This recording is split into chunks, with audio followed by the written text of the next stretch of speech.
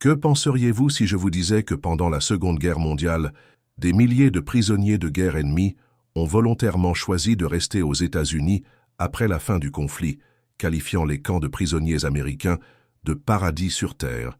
Il ne s'agit ni de propagande ni d'exagération.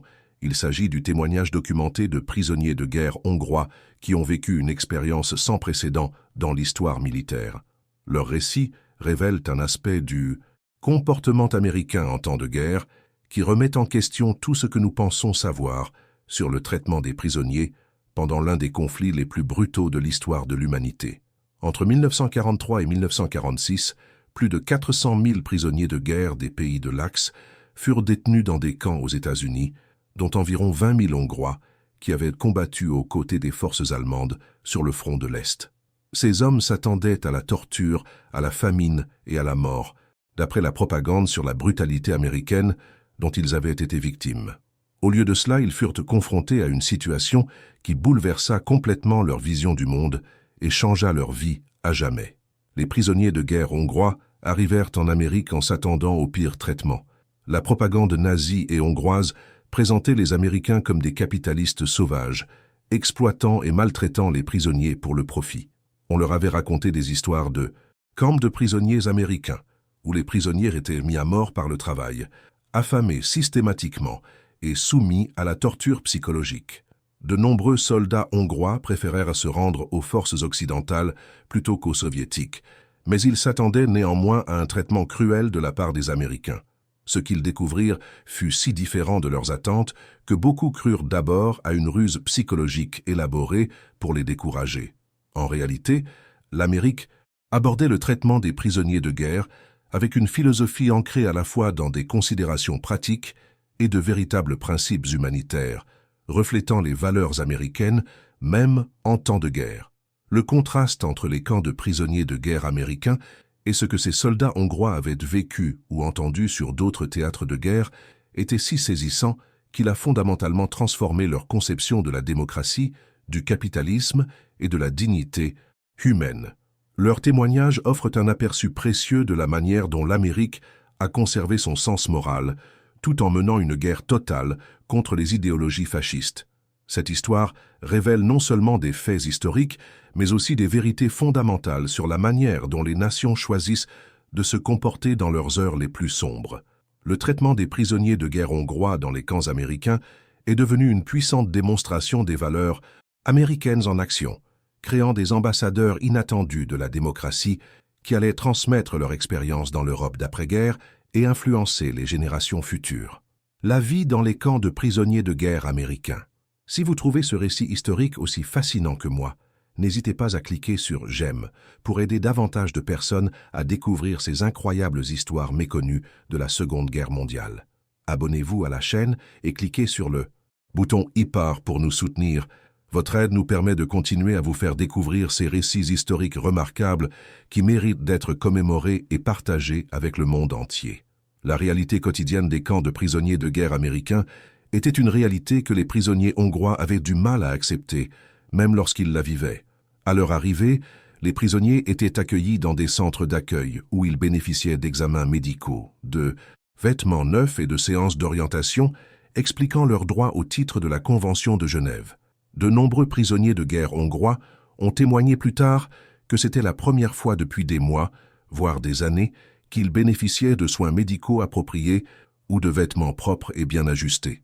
Les logements dans les camps de prisonniers de guerre américains étaient rudimentaires mais adéquats, généralement constitués de baraquements en bois pouvant accueillir de 20 à 40 hommes chacun. Contrairement aux conditions de surpopulation et d'insalubrité des prisons européennes, les camps américains offraient à chaque prisonnier un lit individuel, une literie propre et régulièrement lavée, ainsi qu'un espace personnel suffisant. Les baraquements étaient chauffés en hiver et ventilés en été, et l'éclairage électrique permettait aux prisonniers de lire et d'écrire le soir.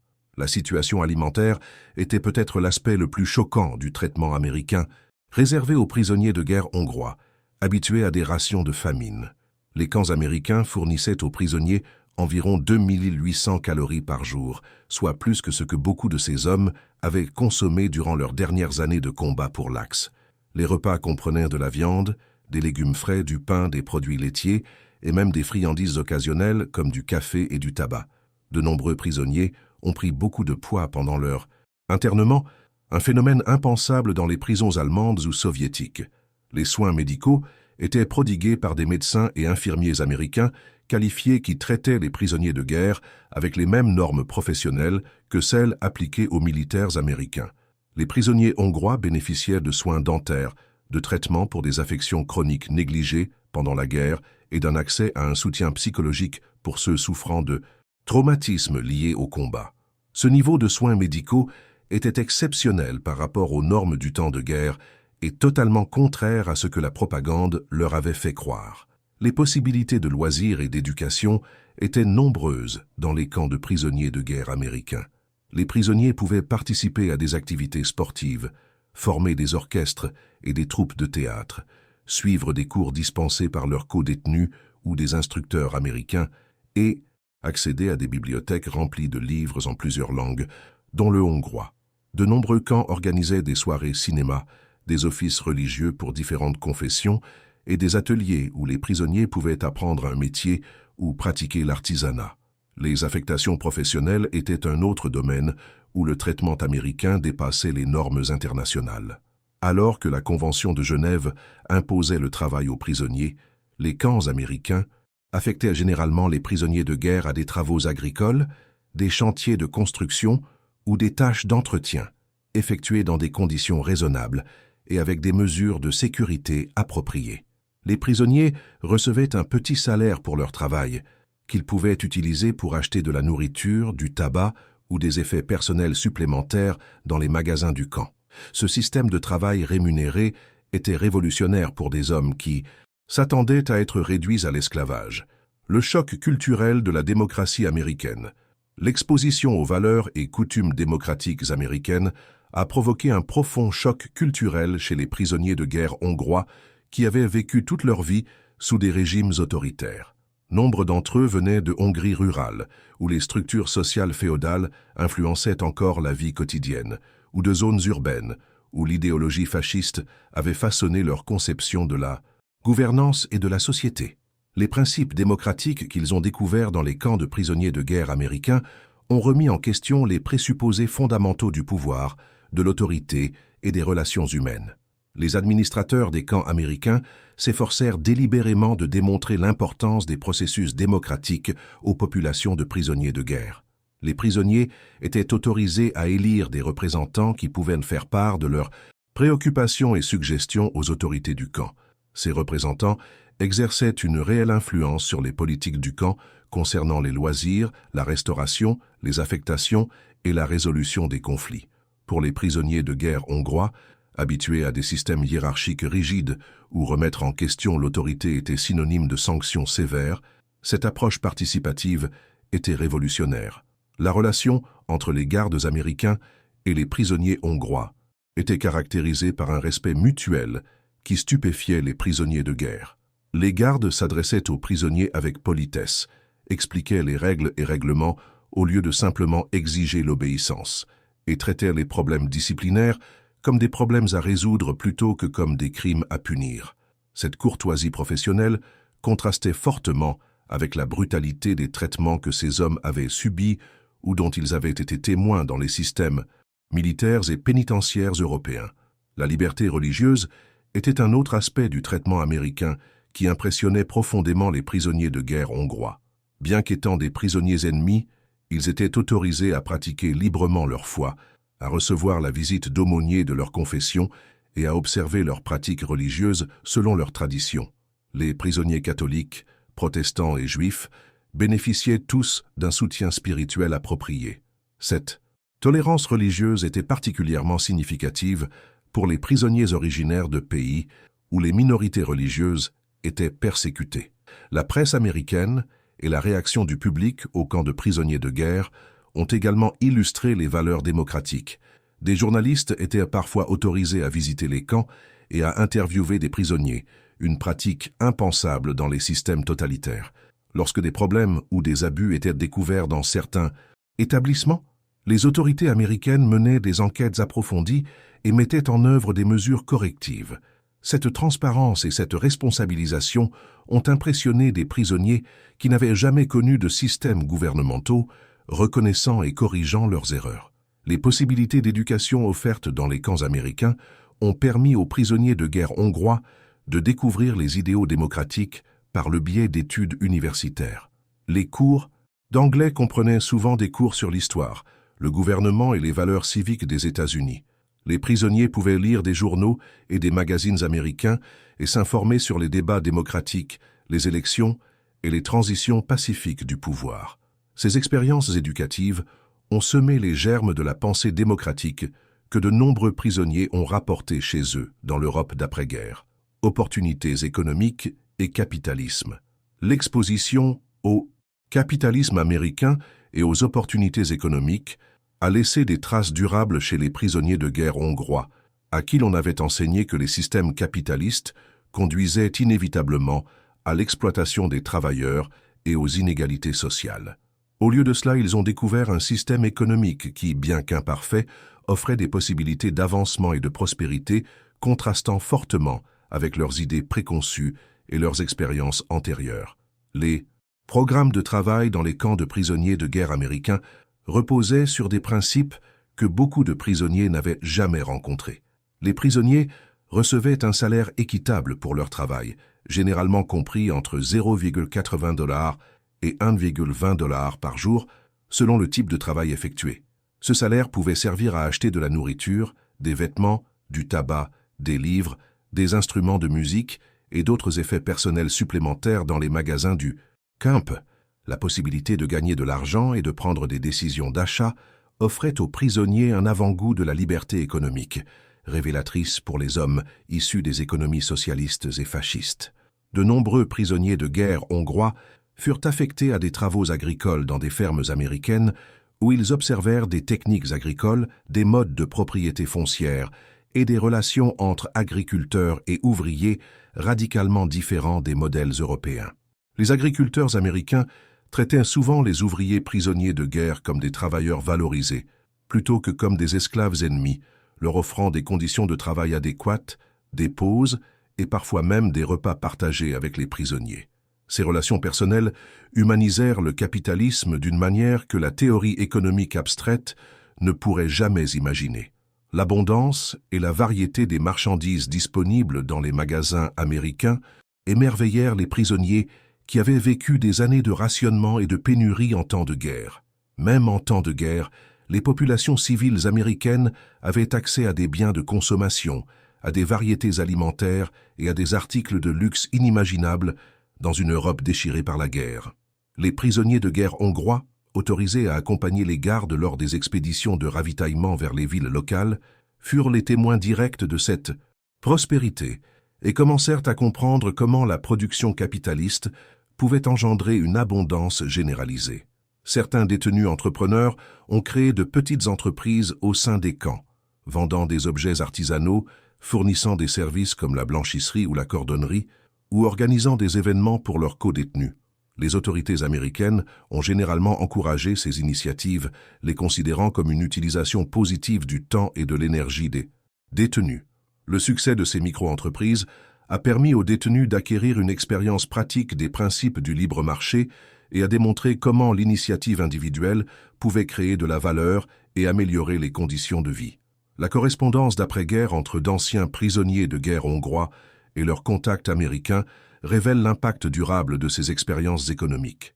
De nombreux prisonniers sont rentrés en Europe avec une attitude radicalement différente à l'égard de la propriété privée, de l'entrepreneuriat et de l'économie de marché. Certains ont finalement émigré aux États-Unis ou dans d'autres pays occidentaux, citant leur expérience des camps de prisonniers de guerre comme un élément essentiel de leur compréhension de la prospérité et des opportunités capitalistes. Contraste avec les expériences du front de l'Est. Pour comprendre véritablement pourquoi les prisonniers de guerre hongrois considéraient les camps américains comme un paradis sur Terre, il faut examiner les conditions brutales qu'ils avaient vécues ou observées sur le front de l'Est et dans les territoires sous contrôle allemand. Le contraste entre leurs expériences antérieures et le traitement américain était si frappant que de nombreux prisonniers soupçonnèrent d'abord d'être soumis à une manipulation psychologique sophistiquée visant à leur soutirer des informations ou à coopérer. Les soldats hongrois combattant aux côtés des forces allemandes sur le front de l'Est avaient été témoins et participants de certaines des guerres les plus féroces de l'histoire de l'humanité. L'idéologie raciale qui animait la politique militaire nazie créa un théâtre de guerre caractérisé par une brutalité délibérée envers les populations civiles et les soldats ennemis capturés. Les prisonniers de guerre hongrois avaient vu des prisonniers soviétiques travailler jusqu'à la mort dans les camps allemands, systématiquement affamés et exécutés pour des infractions mineures. Ils s'attendaient à un traitement similaire de la part de leurs ravisseurs américains.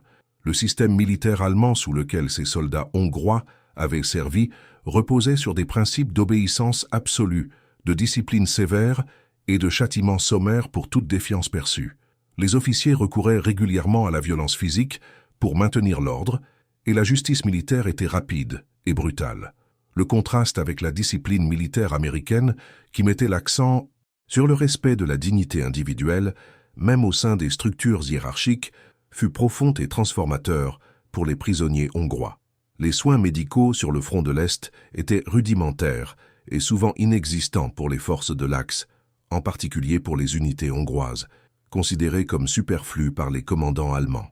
Les soldats blessés étaient fréquemment abandonnés, les fournitures médicales étaient rares et les maladies sévissaient dans les unités militaires opérant dans des conditions épouvantables. Les soins médicaux complets prodigués dans les camps de prisonniers de guerre américains semblaient miraculeux pour les hommes qui avaient vu leurs camarades mourir de maladies pourtant traitables. Les pénuries alimentaires avaient sévi dans les forces de l'Axe durant les dernières phases de la campagne du front de l'Est, les unités hongroises recevant souvent des rations de famine qui laissaient les soldats faibles et mal nourris. L'abondance et la qualité de la nourriture dans les camps américains témoignaient non seulement d'une meilleure nutrition, mais aussi d'un respect fondamental des besoins humains que ces prisonniers n'avaient pas connus pendant leur service militaire. Nombre d'entre eux prirent entre 9 et 13 kilos pendant leur internement aux États-Unis. L'atmosphère psychologique des camps américains était radicalement différente de l'environnement de peur que ces prisonniers avaient connu au service des forces de l'Axe. Au lieu de la menace constante de punition, d'exécution ou d'abandon, les camps américains fonctionnaient selon des principes de règles prévisibles, de traitement équitable et de respect du bien-être des prisonniers. Cette sécurité psychologique a permis à de nombreux prisonniers de guerre hongrois de commencer à se remettre des traumatismes du combat et de reconsidérer leurs croyances fondamentales sur l'autorité et la nature humaine. Programme de réadaptation et de rééducation. Les autorités américaines ont mis en place des programmes complets de réhabilitation et de rééducation pour les prisonniers des pays de l'Axe, allant bien au-delà des exigences minimales du droit international. Ces programmes visaient non seulement à occuper les prisonniers de manière constructive, mais aussi à les familiariser avec les valeurs démocratiques et les perspectives américaines en matière de gouvernance, d'économie et d'organisation sociale.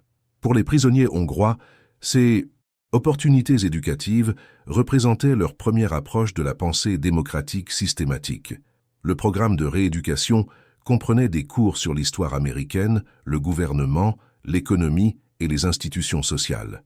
Les prisonniers hongrois pouvaient étudier la Constitution, se renseigner sur la séparation des pouvoirs, examiner la Déclaration des droits et comprendre le fonctionnement des élections démocratiques. Il ne s'agissait pas de séances de propagande, mais de véritables occasions d'apprentissage dispensées avec rigueur académique et honnêteté intellectuelle. De nombreux prisonniers ont témoigné plus tard que ces cours avaient fondamentalement transformé leur compréhension du fonctionnement efficace des sociétés libres. L'enseignement de l'anglais était peut-être l'aspect le plus populaire et le plus transformateur des programmes éducatifs. Apprendre l'anglais permettait aux prisonniers hongrois d'accéder à la littérature, aux journaux et aux magazines américains et de communiquer directement avec le personnel américain. Ce pont linguistique permettait un véritable échange culturel et aidait les prisonniers à développer une compréhension plus nuancée de la société américaine au-delà des impressions superficielles. Les programmes de formation professionnelle préparaient les prisonniers à l'emploi d'après-guerre et leur donnaient des compétences pratiques qu'ils pourraient utiliser lors de leur rapatriement ou de leur immigration. Les prisonniers de guerre hongrois pouvaient apprendre la menuiserie, la mécanique, l'électricité, les techniques agricoles et d'autres métiers précieux pour la reconstruction d'après-guerre. Ces programmes témoignaient de l'engagement américain dans le bien-être des prisonniers, qui s'étendait au-delà de leur internement. Les programmes d'échange culturel facilitaient les interactions entre les civils américains et les prisonniers hongrois dans des conditions contrôlées. Des groupes religieux, locaux, des établissements d'enseignement et des organisations civiques organisaient parfois des visites de camps de prisonniers de guerre ou invitaient des prisonniers sélectionnés à des événements communautaires. Ces interactions ont permis de rapprocher Américains et Hongrois et de créer des amitiés durables qui ont perduré après la guerre. L'accompagnement psychologique et le soutien psychologique apporté aux prisonniers hongrois étaient révolutionnaires pour l'époque. Nombre de ces hommes souffraient de ce que nous appellerions aujourd'hui le syndrome de stress post-traumatique, de dépression et d'anxiété résultant de leurs expériences de combat et de la séparation de leur famille. Le personnel médical américain leur a prodigué des soins empreints de compassion, aidant les prisonniers à gérer leurs expériences et à entamer leur guérison émotionnelle. Témoignages personnels et lettres. Accueil. Les témoignages les plus marquants sur la façon dont les prisonniers de guerre hongrois percevaient leur captivité américaine proviennent de leurs lettres personnelles, de leurs journaux intimes et de leurs témoignages d'après-guerre. Ces témoignages, dont beaucoup ont été conservés dans les archives militaires, puis publiés dans des collections historiques, offrent un aperçu intime de la manière dont chaque prisonnier a vécu et interprété son traitement dans les camps américains. György Szabó, lieutenant hongrois capturé en Italie en 1944, écrivait à sa femme depuis le camp Alva, dans l'Oklahoma. « Je sais que vous ne croirez pas ce que je vais vous raconter, mais je dois essayer de vous expliquer cet endroit miraculeux où je me trouve. Les Américains nous nourrissent mieux que nous ne mangions chez eux en temps de paix. Ils ont prodigué des soins médicaux pour ma jambe blessée, meilleurs que tous les traitements disponibles pour les officiers hongrois. Ils nous traitent avec une dignité que j'avais oubliée possible entre ennemis. » Le soldat István Nagy a documenté son expérience au camp Hearne, au Texas, dans un journal intime détaillé, qui a ensuite été donné au musée commémoratif de l'Holocauste des États-Unis. Nagy a écrit « Aujourd'hui, cela fait 3 mois que je suis capturé, et je dois dire que ces mois ont été les plus sains et les plus paisibles de ma vie d'adulte. Nous avons des activités récréatives, des cours, des services religieux et des missions professionnelles qui sont effectuées dans des conditions raisonnables et avec une juste rémunération. Les gardes américains nous parlent poliment et nous traitent comme des êtres humains plutôt que comme des animaux ou des esclaves. » Des lettres de prisonniers de guerre hongrois à leurs familles révèlent la transformation psychologique que de nombreux prisonniers ont vécu pendant leur internement aux États-Unis. Le caporal Peter Kovács écrivait à son frère à Budapest « Les Américains m'ont montré ce que signifie vivre dans une société libre où même les ennemis sont traités avec la plus élémentaire décence humaine. J'ai appris l'anglais, étudié l'histoire américaine et commencé à comprendre le fonctionnement de la démocratie en pratique plutôt qu'en théorie.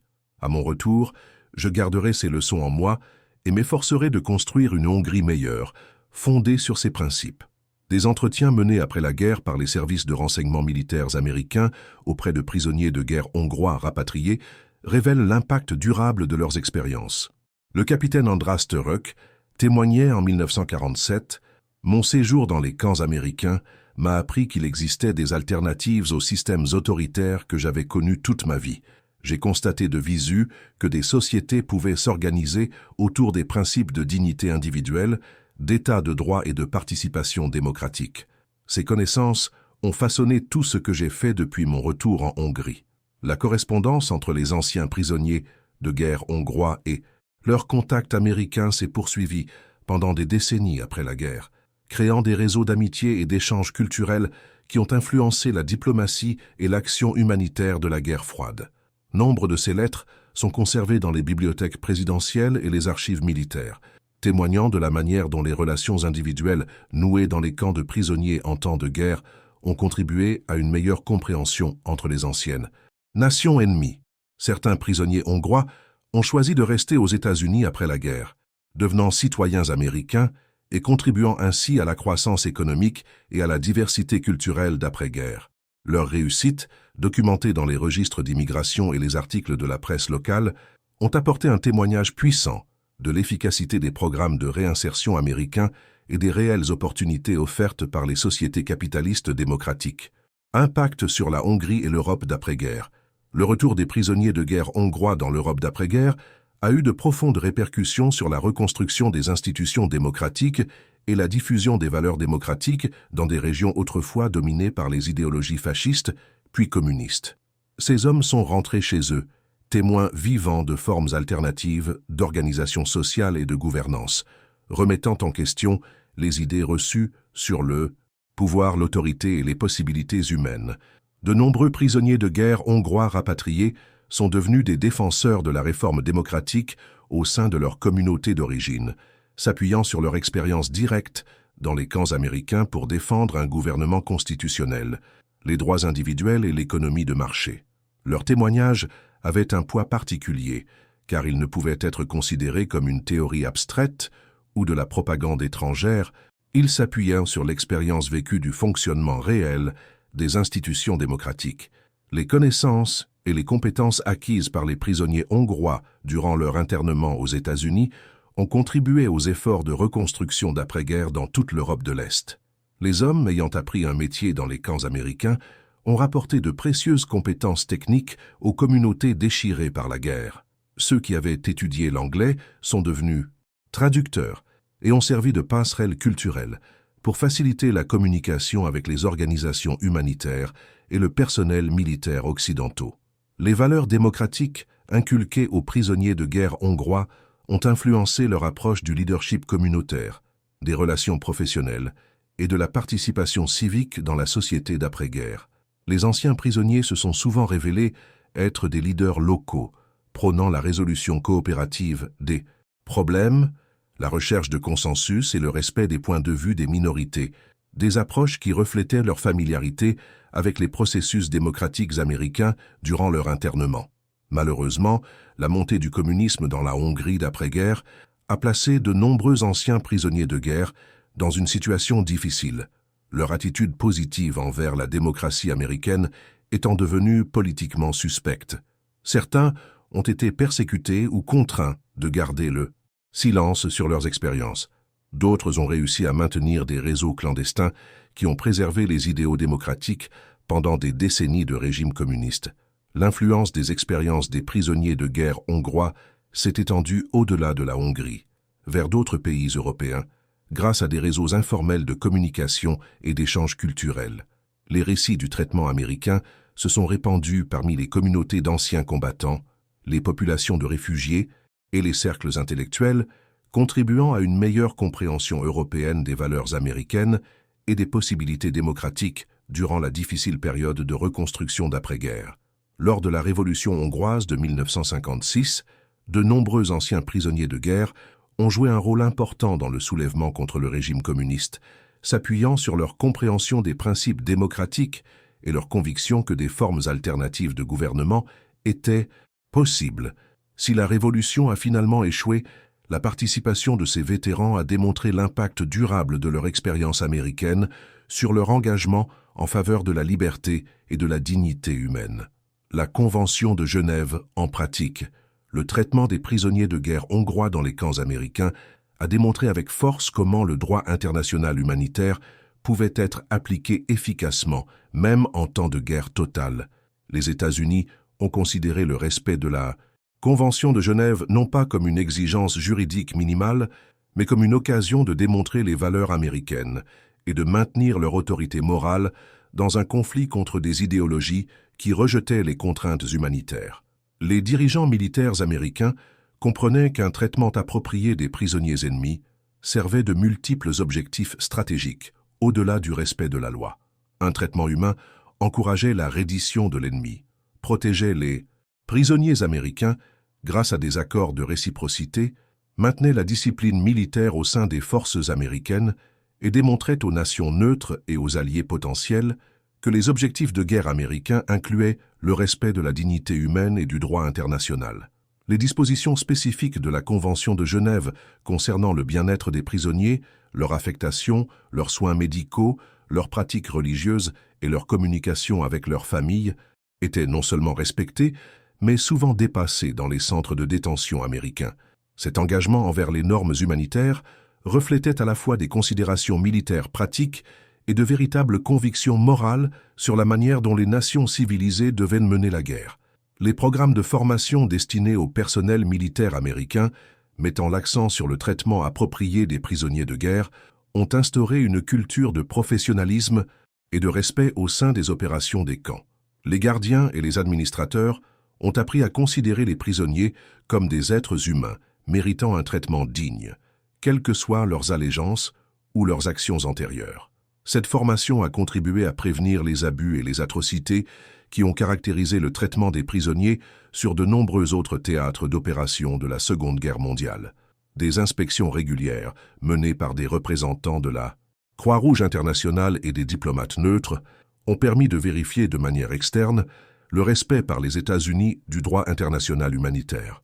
Ces inspections ont été accueillies favorablement par les autorités américaines qui y ont vu l'occasion de démontrer leur engagement en faveur d'un traitement approprié des prisonniers et d'identifier les points à améliorer dans le fonctionnement des camps.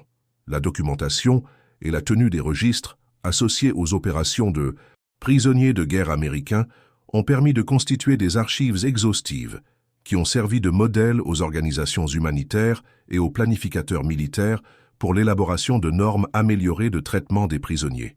Ces documents ont fourni des orientations fondées sur des données probantes aux efforts déployés après la guerre pour renforcer le droit international humanitaire et assurer une meilleure protection des prisonniers lors de conflits futurs.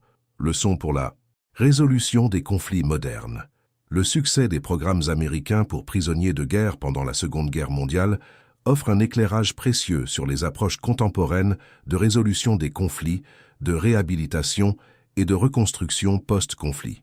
Les principes mis en œuvre dans le traitement des prisonniers hongrois, respect de la dignité humaine, investissement dans la réhabilitation et engagement envers les normes humanitaires, restent pertinents pour les opérations militaires modernes et les efforts de consolidation de la paix.